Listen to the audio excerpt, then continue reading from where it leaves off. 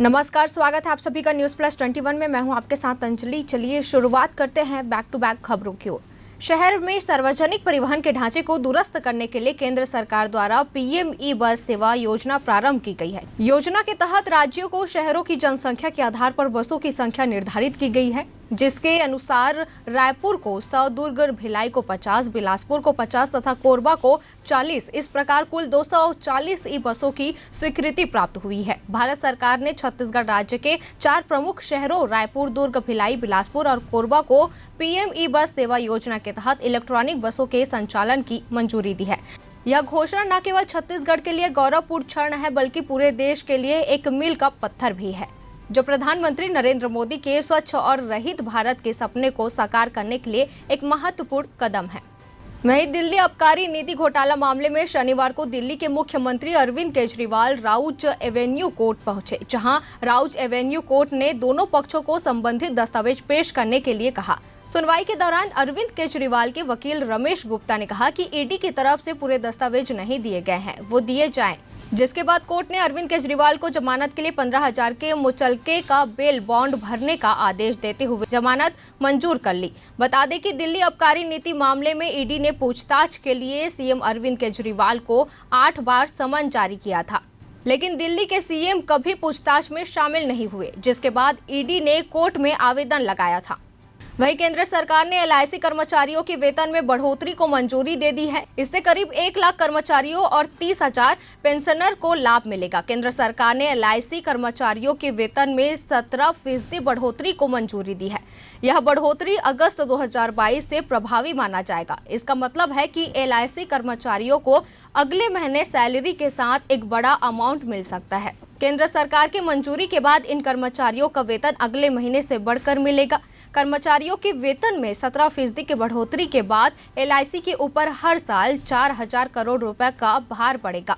वहीं 1 अप्रैल 2010 के बाद ज्वाइन किए गए 24,000 कर्मचारियों का एनपीएस कंट्रीब्यूशन 10% से बढ़कर 14% हो चुका है। वहीं गूगल ने अपने एआई चैटबॉट जेमिनी एआई के लिए एक बड़ा फैसला लिया है। गूगल का एआई चैटबॉट जेमिनी इस साल पूरे विश्व में होने वाले किसी भी चुनाव से संबंधित किसी भी सवाल का कोई जवाब नहीं देगा। गूगल अपने एआई चैटबॉट पर इस साल वैश्विक चुनावों से जुड़े किसी भी सवाल का जवाब देने पर प्रतिबंध लगा रहा है।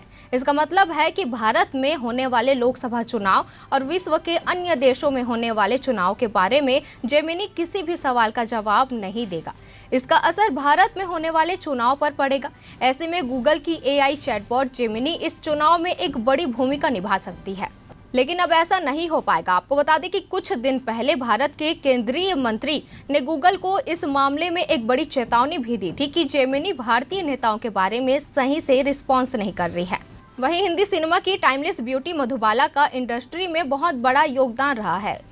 एक्ट्रेस से जुड़ी एक खबर भी सामने आ रही है, जिसे सुनकर उनके फैंस खुशी से झूम उठेंगे। दरअसल बॉलीवुड की लेजेंडरी एक्ट्रेस पर फिल्म बनने जा रही है। पिछले लंबे समय से इस बायोपिक को लेकर चर्चा थी, लेकिन अब आधिकारिक तौर पर इसकी घोषणा की गई है। इस बात की जानकारी ट्रेंड एनालिस्ट तरण आदर्श ने अपने एक्स अकाउंट पर शेयर की है। उन्होंने बताया है कि इस फिल्म का निर्माण मधुबाला की बहन मधुर बृजभूषण करेंगी। तो वहीं अरविंद कुमार मालवीय भी फिल्म के को प्रोड्यूसर होंगे। ये फिल्म मधुबाला वेंचर्स के बैनर तले रिलीज की जाएगी, जिसका टाइटल मधुबाला ही होगा। वहीं विमेंस प्रीमियर लीग 2024 का फाइनल तय हो गया है और इस बार चमचमाती ट्रॉफी जीतने के लिए दिल्ली कैपिटल्स की टक्कर रॉयल चैलेंजर्स बैंगलोर से होगी। दरअसल दिल्ली के अरुण जेटली स्टेडियम में 17 मार्च को होने वाले इस फाइनल का फैसला बैंगलोर ने एक जबरदस्त जीत के साथ किया है। मुंबई को हराकर बैंगलोर फाइनल में पहुंच गई है।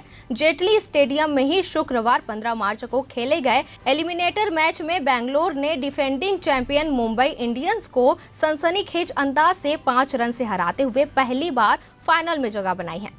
वैसे आपको क्या लगता है कि क्या इस बार आरसीबी विमेंस प्रीमियर लीग 2024 का ट्रॉफी जीत पाएगी? वहीं आईफोन की पॉपुलैरिटी किसी से छुपी नहीं है। लेटेस्ट आईफोन की मारामारी आपने खूब देखी होगी, लेकिन क्या आप जानते हैं कि पुराने सील पैक आईफोन भी काफी धमाल मचाते हैं। बीते साल आईफोन 4GB की नीलामी 1,90,000 अमेरिकी डॉलर में हुई थी, जो अपने आप में आईफोन की सबसे बड़ी नीलामी की कीमत थी। अब आईफोन 4GB 2007 मॉडल की फिर से नीलामी शुरू होने जा रही है। अब सवाल आता है कि क्या यह बीते साल का रिकॉर्ड तोड़ पाएगी? आईफोन 4GB काफ़ी रेयर है क्योंकि कंपनी ने कुछ 4GB मॉडल बनाए थे और उसके बाद 8GB मॉडल बनाने शुरू कर दिए थे। बीते साल 4GB आईफोन को 1,90,000 अमेरिकी डॉलर से सेल किया गया था, जो एक रिकॉर्ड है। भारतीय करेंसी में इसे कन्वर्ट करते हैं तो यह 1.57 करोड़ रुपए होगी। अब ऐसे में सवाल आता है कि क्या इस साल नीलाम होने वाले आईफोन की बोली इतने तक आ जाएगी? वहीं पिछले साल यानी 2023 की सबसे बड़ी ब्लॉकबस्टर में से एक द केरला स्टोरी देने के बाद निर्माता विपुल अमृतलाल शाह, निर्देशक सुदीप्तो सेन और अभिनेत्री अदा Sharma Bastar the Naxal story लेकर आए हैं। इस फिल्म ने पर्दे पर कल दस्तक दे दी है। ऐसे में अब हर कोई जानना चाहता है कि आखिर सच्ची घटनाओं पर बनी इस फिल्म ने पर्दे पर क्या कमाल किया है। बता दें कि अभी तक की कमाई देखकर ये तो नहीं लगता कि फिल्म कुछ कमाल कर पाएगी, क्योंकि इसने महज मुट्ठी भर कमाई की है। सैनिकल्स की रिपोर्ट की माने तो बस्तर द नक्सल स्टोरी ने बॉक्स ऑफिस पर अपने मेकर्स को निराश किया है, क्योंकि इसने भारत की महज 50 लाख तक की कमाई की है, जो बेहद ही कम है। हालांकि इसके पूरे आंकड़े अभी तक नहीं आए हैं, क्योंकि ये अनुमानित हो गए, तो हो सकता है इनके आंकड़ों में आपको कुछ बदलाव भी नजर आ सकते हैं। तो ऐसी तमाम जानकारियों से लगातार अपडेट रहने के लिए बने रहिए हमारे साथ। न्यूज़ प्लस 21, आपके हक की बात।